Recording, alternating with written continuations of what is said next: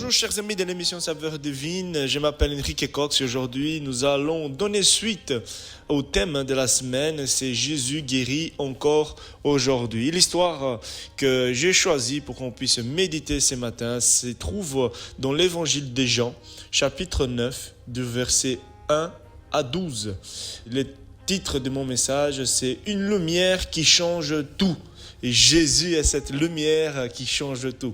Donc Jean 9, verset 1, il nous dit « Jésus vit en passant un homme aveugle de naissance. Et ses disciples lui demandèrent « Mais Rabbi, qui a péché, lui ou ses parents, pour qu'il soit né aveugle ?» Et Jésus répondit « Ce n'est pas que lui ou ses parents aient péché, mais c'est pour que les œuvres de Dieu s'y manifestent en lui. » Tant qu'il fait jour, il faut que nous accomplissions les œuvres de celui qui m'a envoyé. La nuit vient où personne ne peut faire aucune œuvre.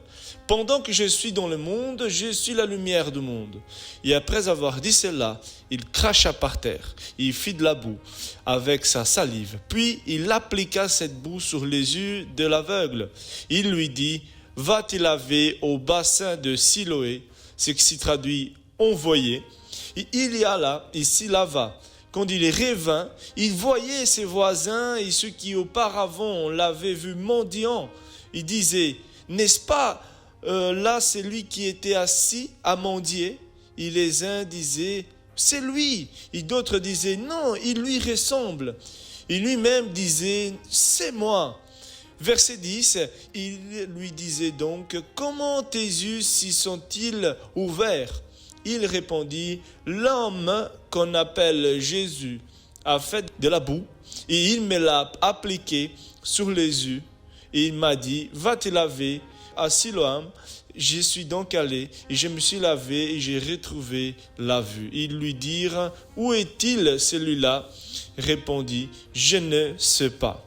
Et frères et sœurs, l'histoire de l'aveugle-né que nous trouvons dans l'évangile de Jean est bien plus qu'une histoire d'une simple guérison. C'est vraiment, on peut voir dans les versets qui suivent, nous n'allons pas tout lire, mais je vous invite à méditer dans tous ces chapitres. On peut voir que cette histoire, elle est vraiment un voyage, une révélation progressive qui nous montre comment Christ, il va éclairer non seulement les yeux physiques de cet aveugle-né, mais aussi il va éclairer son âme. Et à travers ces miracles, nous découvrons que Jésus, il agit non seulement pour soulager la souffrance, mais surtout aussi pour apporter la vie éternelle. Donc, tout comme les signes dans l'évangile de Jean visent, on va dire, à révéler Jésus comme le Fils de Dieu, c'est ça le but de Jean quand il écrit son évangile. Et ici, nous pouvons voir que ces récits, ces messages nous enseignent que la vraie lumière ne se limite pas à éclairer nos pas dans ce monde, mais aussi chaque fois que le Seigneur il guérit, qu'il fait un miracle, lui aussi, il souhaite illuminer notre chemin vers Dieu, vers le ciel.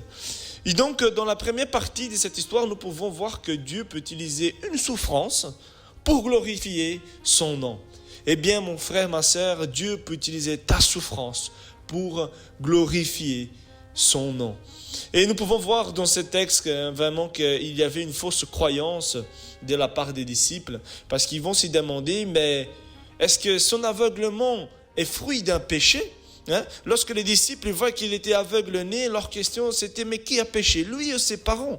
Et en fait, chers amis, cette idée était répandue à l'époque et vraiment on reliait les malheurs au péché. Si tu souffres, c'est parce que tu as péché. Mais Jésus, il va vraiment dire non, c'est erroné cette façon de penser. Jésus réfute cette vision, on va dire qu'elle est plutôt limitée. Ce n'est pas que lui ou ses parents aient péché, c'est la réponse de Jésus, mais il va dire c'est pour que les œuvres de Dieu s'y manifestent. Et c'est fort, frères et sœurs, comme information. Cela nous rappelle une vérité importante. Les épreuves ne sont pas toujours des punitions. Elles peuvent devenir aussi des opportunités pour révéler la gloire de Dieu. Et frères et sœurs, dans nos propres vies, au lieu de chercher un coupable, pourquoi nous souffrons, pourquoi si, est-ce que j'ai péché, est-ce que le Seigneur m'en veut? Non, face à nos souffrances, demandons-nous plutôt comment Dieu peut-il être glorifié à travers cette situation. Et Jésus, par la suite, il va faire un appel encourageant à ses disciples. Il va dire, il faut qu'on puisse agir tant qu'il fait jour. Tant qu'il fait jour, il faut que nous accomplissions les œuvres de celui qui m'a envoyé. Il y a un appel, chers amis, pour vous et moi aussi également, d'agir tant qu'il fait jour. Tant que nous sommes sur terre, il y a une urgence dans cette mission, d'y faire l'œuvre de Dieu. Et cela nous interpelle aussi, chers amis. La question pour notre réflexion, c'est comment utilisons-nous notre temps qui nous est donné? Et en tout cas, Jésus nous enseigne que la vie, mon frère, ma sœur, elle est courte. Et chaque moment est une opportunité d'y manifester la lumière de Dieu. Dans une deuxième partie de l'histoire, nous pouvons voir que la révélation progressive de Jésus dans la vie de cet aveugle-né. On peut voir un parcours de foi, on va dire, en 3 étapes. Dans le sens que cet aveugle-né, il reconnaît tout d'abord que Jésus, il est un homme qui fait les biens. Lorsque l'aveugle est guéri, il raconte ce qui lui est arrivé. Sa première simple déclaration, quand les gens lui demandent si c'était bien lui qui était guéri, et qui était cette personne, il va dire, c'est un homme qu'on appelle Jésus qui m'a guéri. Il voit en Jésus comme un homme extraordinaire, faiseur de miracles. C'est un homme qui fait du bien. Mais cela, chers amis, ne suffit pas pour les saluts. Croire que Jésus est un homme bon ou un grand enseignant ne sauve pas. Il est vrai que la foi véritable commence par une reconnaissance de ses bienfaits, bien évidemment, mais elle doit aller plus loin, vers une relation personnelle et profonde. Et ensuite, l'aveugle-né reconnaît Jésus comme un prophète. On peut lire dans les versets suivants, quand il est interrogé par les pharisiens dans la suite de l'histoire, ces miraculés-là, il va franchir une étape supplémentaire. Il affirme, c'est un prophète qui a fait cela. Et chers amis, cette déclaration montre déjà une progression dans sa compréhension de qui est Jésus. Pourtant, même cette vision reste incomplète. Oui, bien évidemment, Jésus est un prophète, mais pas qu'un prophète. Jésus n'est pas seulement un prophète, c'est-à-dire un porte-parole de Dieu, mais il est le Fils de Dieu lui-même. Et nous aussi, notre foi doit grandir, chers amis. Ne nous contentons pas d'une vision partielle de Jésus, mais cherchons à le connaître davantage pour découvrir pleinement qui il est. Et ensuite, nous pouvons voir dans la suite de cette histoire que l'aveugle-né reconnaît Jésus comme le Fils de Dieu. On peut voir que la révélation atteint, on va dire, son sommet lorsque Jésus va chercher à nouveau l'ex-aveugle. Il va lui demander, crois-tu au Fils de l'homme ? Et lorsqu'il apprend que Jésus est le Fils de Dieu, il va répondre avec foi, oui Seigneur, je le crois, je crois Seigneur. Il se prosterne, il va, on va dire, rendre un culte en se prosternant à celui qui a donné non seulement la vue, mais à celui qui a donné la vie éternelle. Et chers amis, nous voyons encore ici que la foi qui sauve ne s'arrête pas à des mots, mais elle s'y manifeste par une reconnaissance totale de la divinité de Christ, une soumission à sa seigneurie. Et quelles leçons nous pouvons en tirer pour nous, pour notre foi aujourd'hui? Et donc, chers amis, à travers cette histoire, nous pouvons voir tout d'abord que la grâce précède nos mérites. C'est-à-dire que l'aveugle n'a rien demandé, c'est Jésus qui l'a vu et qui a pris l'initiative de les guérir. C'est pas qu'il a mérité, cela illustre vraiment cette grâce imméritée de Dieu. Tout comme cet homme, nous avons aussi été touchés à un moment donné de notre vie par cet amour divin. Non parce que nous le méritions, non parce que nous avons fait quelque chose de bien, non parce que nous sommes meilleurs qu'un autre, mais tout simplement parce que Dieu est amour. Une autre leçon que nous pouvons aussi en tirer, c'est que notre témoignage est un outil puissant. Face à l'opposition des pharisiens, l'ex-aveugle va dire tout simplement, j'étais aveugle et maintenant je vois. Quel témoignage. Tout simplement, il a témoigné de ce qui lui est arrivé dans sa vie. Ce témoignage est direct, il est sincère. Il y a plus de force même que des longues explications.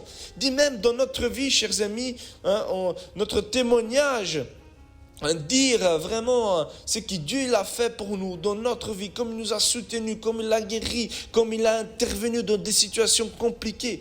Tout simplement, cela peut être un outil puissant de partage, d'amour de Dieu, de la grâce de Dieu. Et si nous ne connaissons pas toutes les réponses dans l'histoire personnelle, notre histoire personnelle en tout cas peut toucher les cœurs des personnes. Même si nous ne connaissons pas toutes les réponses, juste le fait de partager comment Dieu agit dans notre vie, ça touche des cœurs. Et aussi une dernière leçon. Donc non seulement la grâce précède nos mérites, non seulement notre témoignage est un outil puissant, mais aussi nous devons tenir ferme face à la diversité. L'aveugle qui est guéri là, il a été rejeté par les chefs religieux, mais cela n'a pas ébranlé sa foi. Parfois nos convictions, chers amis, peuvent aussi être mises à l'épreuve dans notre famille, dans notre lieu du travail, dans notre entourage. Cependant, comme c'est l'ex-aveugle là, nous devons nous rappeler que Jésus ne nous abandonne jamais. En tout cas, chers amis, j'aimerais conclure justement en vous encourageant. Cette histoire de l'aveugle-né nous enseigne que Jésus est la lumière du monde. Il illumine nos ténèbres, non seulement pour nous donner une vision physique, mais aussi pour transformer notre être tout entier. Cependant, pour recevoir cette lumière, nous devons passer de la simple reconnaissance de Jésus comme un homme ou un prophète à une foi personnelle, à une relation personnelle avec lui comme le Fils de Dieu. Et chers amis, que cette lumière puisse vraiment éclairer notre cœur et aussi notre âme. Et cette lumière, elle est offerte à tous, à vous et à moi. Et la question est, est-ce que tu veux accueillir cette lumière aussi dans ta vie, dans ton cœur aujourd'hui? Et comme l'ex-aveugle, je t'encourage, laissons Jésus ouvrir nos yeux spirituels pour que nous puissions dire aussi à notre tour, Seigneur, je crois que tu es ce Seigneur et Sauveur qui est venu mourir à la croix pour moi, pour mes péchés, pour me donner vie éternelle. Que Dieu vous bénisse abondamment, chers amis, et puissiez passer une très belle journée dans la présence du Seigneur.